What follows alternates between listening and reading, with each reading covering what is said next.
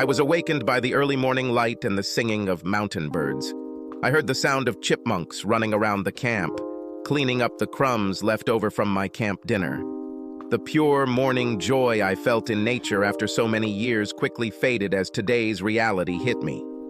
Here, at 6,000 feet, the air was fresh and cool, and as I stepped out of the tent, I was captivated by the beauty of an alpine lake surrounded by snow-capped mountains.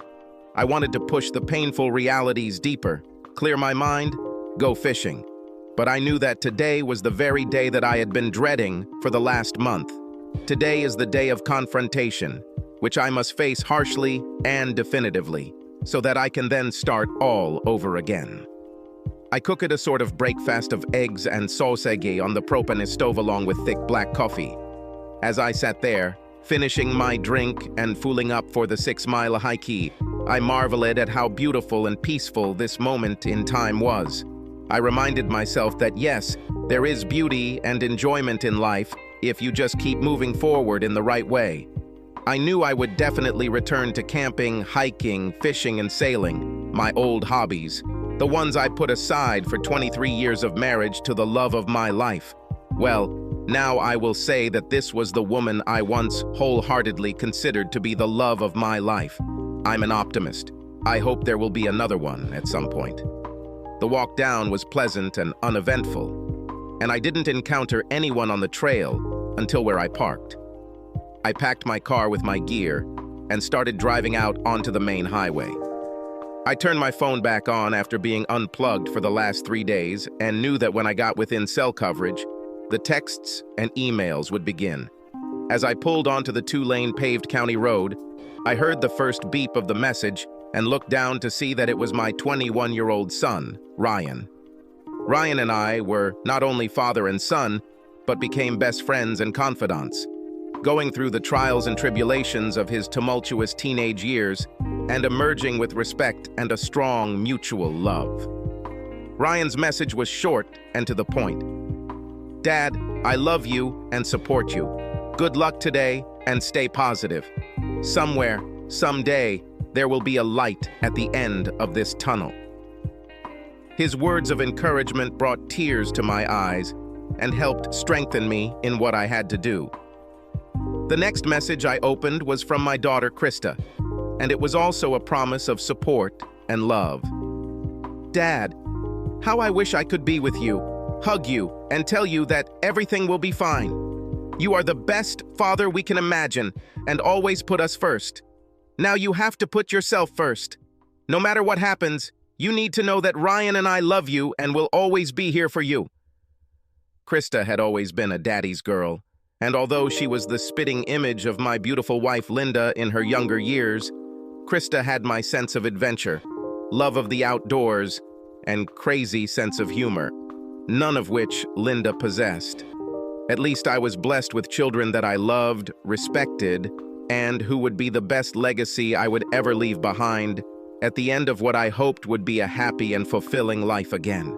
I stopped to take a breather to carefully review my messages, emails, voicemails, and missed calls.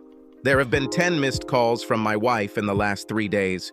The first 7 or so were probably from her 3-day banking seminar and supposed business trip to Vegas, and the last 3 seem to have been after she returned last night and then again this morning. I can imagine how angry she was when I wasn't at the airport to pick her up and when I didn't answer her calls or texts. I didn't bother with voicemails. I deleted them all and went to my inbox. Of course, Linda wrote to me about 20 times in the last 3 days, and again I did not answer them.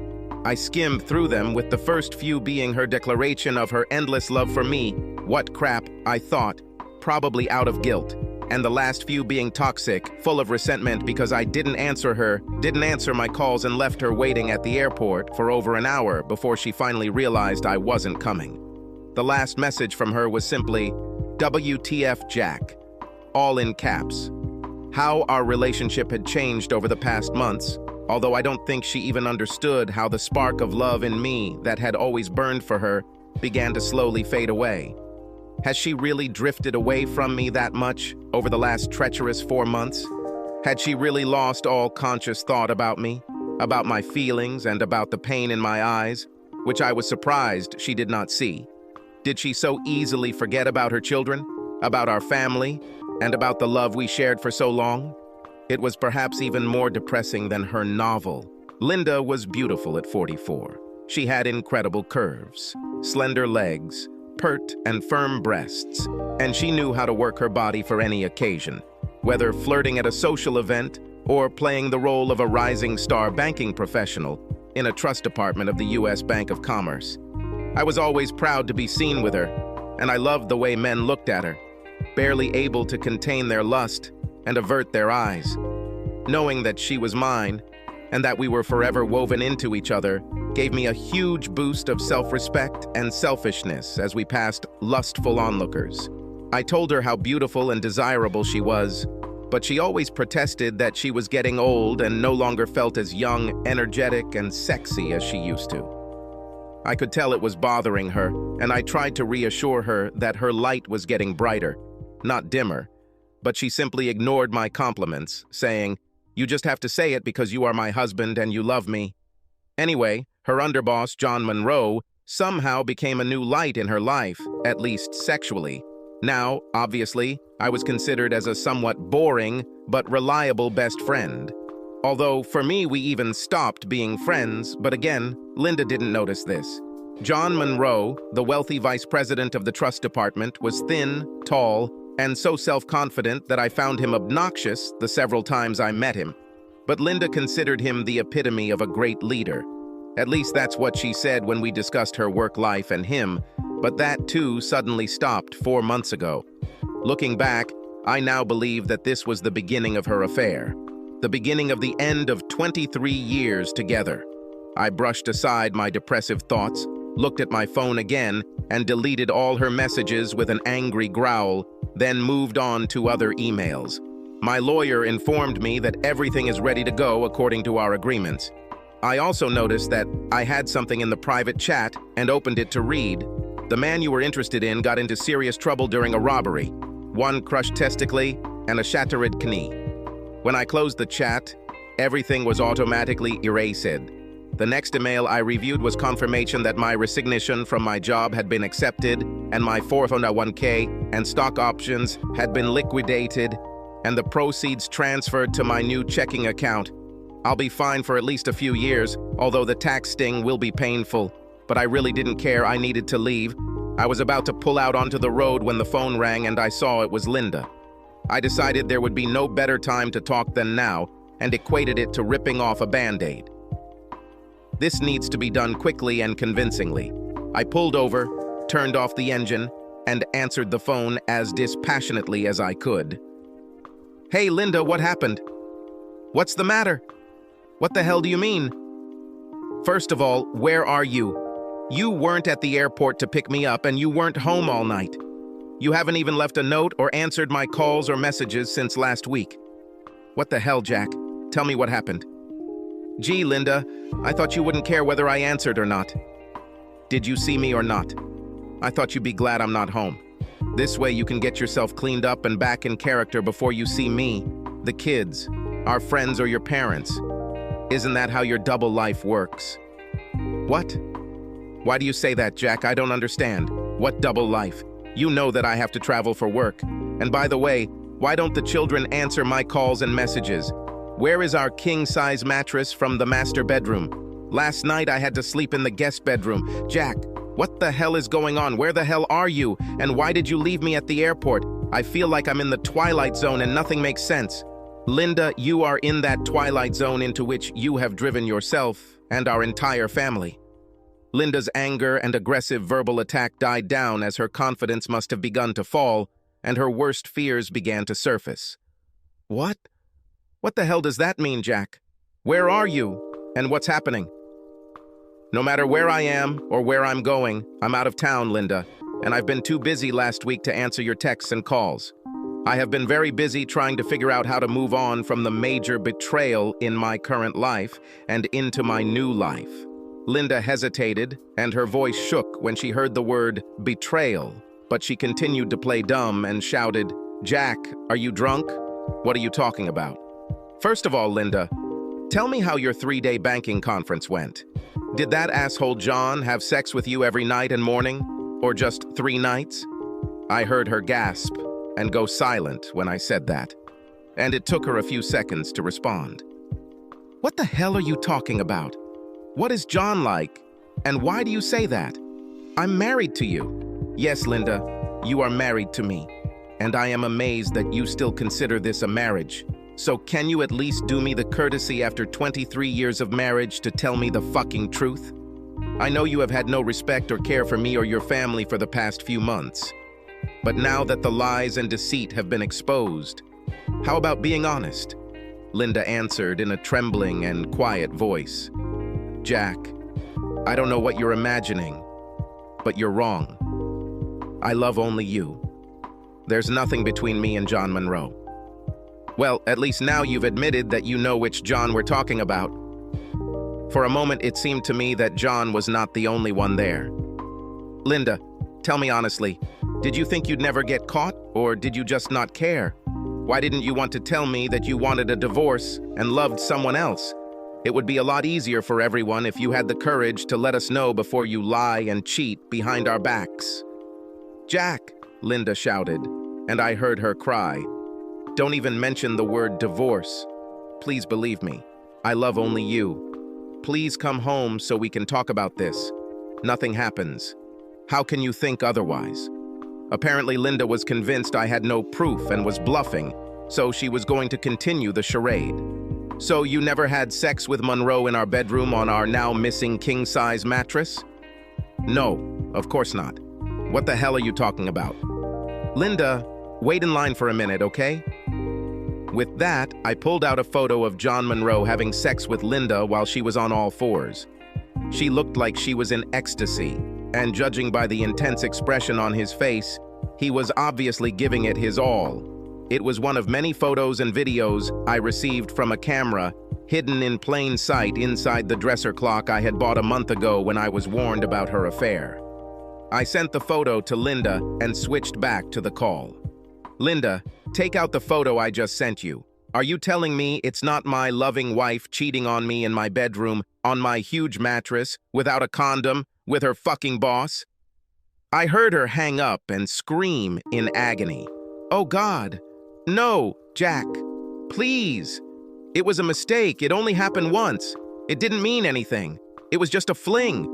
Just the excitement of someone younger who wanted me so bad and made me feel sexy and young again. It was the only time, and I really never meant for it to hurt you. Oh God, I'm so sorry. But Jack, Linda, look out the window in the middle of the backyard. See this pile of charred wood, metal, and ash? This is our fucking king-size mattress. This is a symbol of how you set fire to our marriage, how you betrayed our family, how you humiliated me. When did you hate me enough to cause me such pain? When did you decide that you no longer cared about my love or the love of our children? When did you decide that I was no longer worthy of respect and honesty? When and why did you decide to throw us out like morning trash? Jack, please forgive me. I love you. I can never hate you. I want to spend my whole life with you. It was an accident, a terrible mistake, and only once. It was me who was selfish. You have absolutely nothing to do with it. Please, Jack, come home and talk to me. Linda, my children and I are already fed up with lies and deception. Can you finally be honest with me? So that's why the kids don't answer my calls? Jack, did you tell them and turn them against me? How dare you, Linda? I haven't done a damn thing to keep the kids away from you. You did it all by yourself. That is, you and your fucking friend. It's all you. Your selfish, self-centered attitude and your need for sex with someone else's man is what brought you into the twilight zone and what took our entire family and destroyed it and drove us all away from you. And no, it wasn't me who told the children. It was the children who told me. What a pity. I never would have thought that you could lie, deceive me, and abandon us so easily. At least stop lying now. This wasn't just one fucking time. This has been going on for at least 4 months, judging by the way you emotionally cut us all out of your life. And the saddest thing is that you didn't even realize it. You stopped talking to us, stopped looking at me, stopped making love to me, except for the occasional mercy sex. You disgust me! Jack, it doesn't mean anything. It was just sex, just one time, and just a brief lapse in judgment after 23 years of marriage. I want you, not John. Please believe me. Linda, wait. I pulled out the next photo from my phone, the one where Ryan came home unannounced to pick up some tools and heard his mother and Monroe doing it. He quietly crept to the open door of the master bedroom, took out his phone and took several pictures and videos. He didn't tell me about it for 2 weeks until he and Krista decided I had a right to know. So they called me and told me, and we all cried and were physically sick, watching their mother, my wife, betray her with his boss. This is what prompted me to buy a spy camera. I also sent this photo to Linda. Linda, open the phone again. This is the first time any of us have found out about you and your fucking boss. Although the way you cut all emotional ties with me 3 months before this picture, I'm sure you were lovers this whole time. Linda, Ryan discovered you first, and he took a photo of you in bed having sex. What the hell do you think your son feels about you after witnessing his mother's betrayal? Don't you realize that it turned him off, and that you lost his and Krista's respect when they looked at those pictures and tried to decide whether to tell me about your adulterous, slutty behavior? Do you think they have even an ounce of trust or respect for you now? Do you know how painful it was for them to tell me that you were a liar, and how hard it was to hear them cry as they watched you ruin our marriage and destroy our family? Just stop lying about how it only happened once, and how it hasn't been going on for months, and how you didn't have sex with him 6 or 7 times on this latest business trip. I hang up on your next lie. No, Jack, please let me explain. I heard Linda sobbing at the top of her lungs and imagined her collapsing on the floor as she finally realized that her lies and betrayal had hurt her family and herself. Oh God, Jack, I'm so sorry. Please, you must forgive me. I went crazy, but it's over now. It was just cheap and slutty sex, and it was so exciting to be desired and secretly involved in an illicit affair. I felt young and desirable again. But there was no love, and I never wanted to hurt you. But I don't know how I could not see it. I didn't even realize how distant I was from you and the children, and I'm ashamed to admit that right now I wake up and see myself as some other person from a horror movie or nightmare.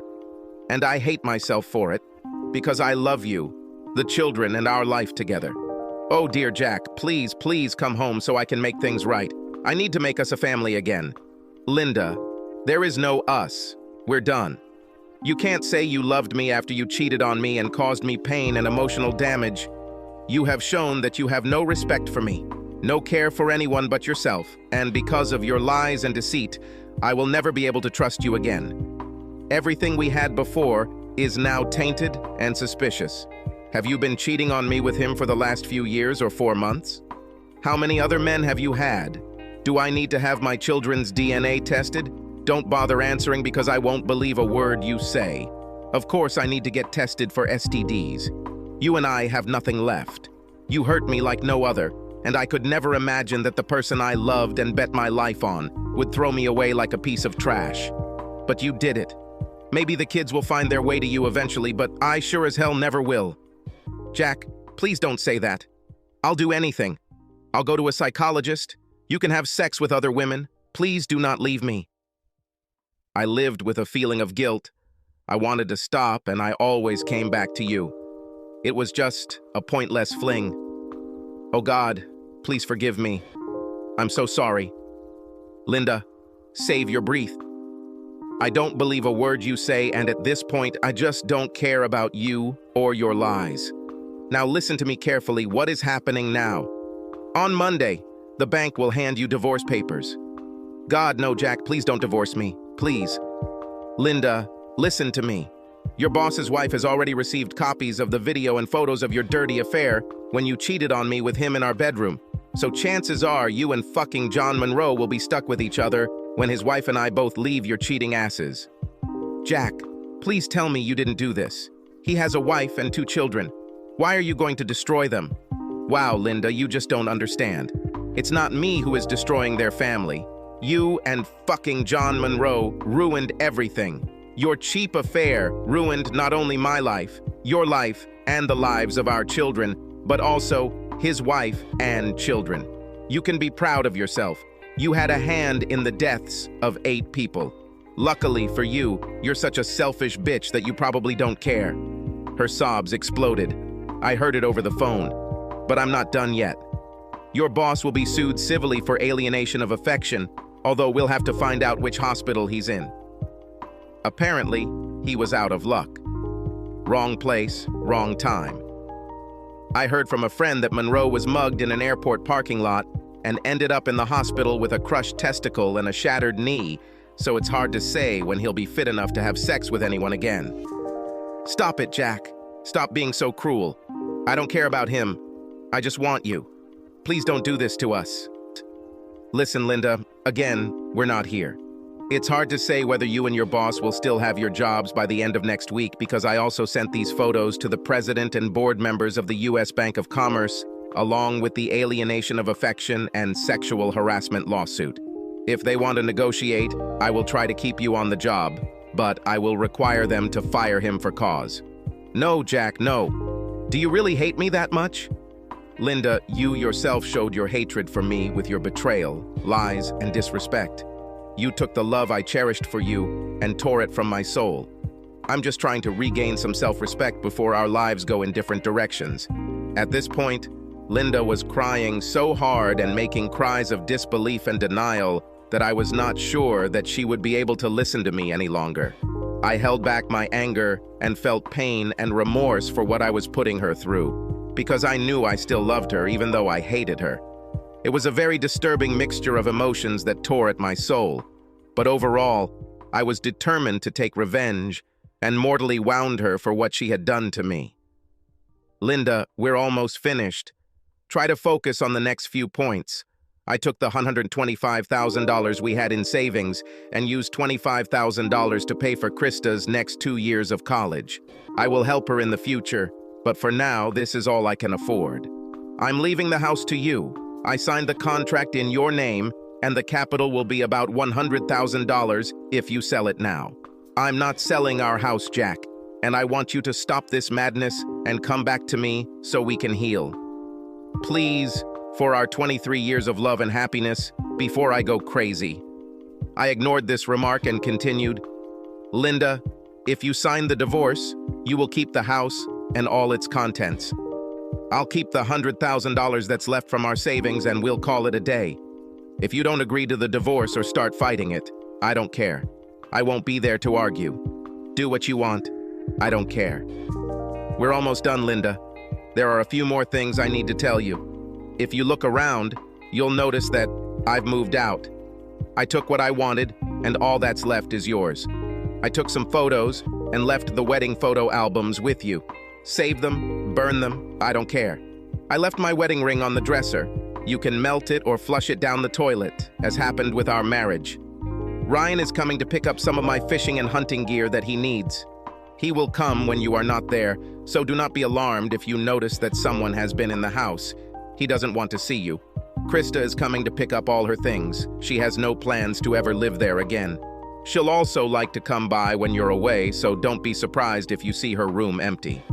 The last thing you should know is that I also sent pictures of you cheating on me, your parents, my parents, and all of our contacts in both of our email databases, so you might want to work on that. What story will you tell them all? I'll be damned if I'm going to be the bad guy in this bad marriage. Her crying and screaming had now risen to such a level that I was afraid she would pass out or get hit. This had to end.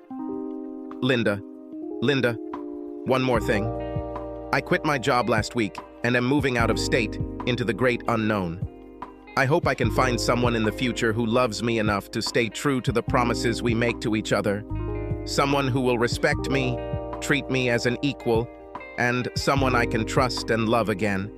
I hope that you, in turn, will be able to find what you clearly lacked. Please don't look for me. If you need me for anything, you can send a message through Ryan or through my lawyer, but I will be out of your life, and you out of mine. Goodbye, Linda. I heard her scream, Jack, no, please, Jack, please forgive me. I passed out and burst into an excruciating bout of crying and pain. I think I knew I had gone too far with my revenge, and it would take me a long time to forgive myself for my cruelty. I doubted that I would ever forgive her. I knew the road ahead of me would be painful before I could heal myself and feel ready for something more than living alone. More than anything, I didn't want to lead a life full of bitterness. But, remembering the morning on the top of the mountain, I reminded myself that there will still be moments of beauty and magic in my life. I just need to stay open to them and keep moving towards a new beginning. Subscribe to our channel so that your second chaff doesn't cheat on you, and go ahead and listen to the next story, because this story is nothing compared to the next one. If you're under 18, don't even think about listening to the next one.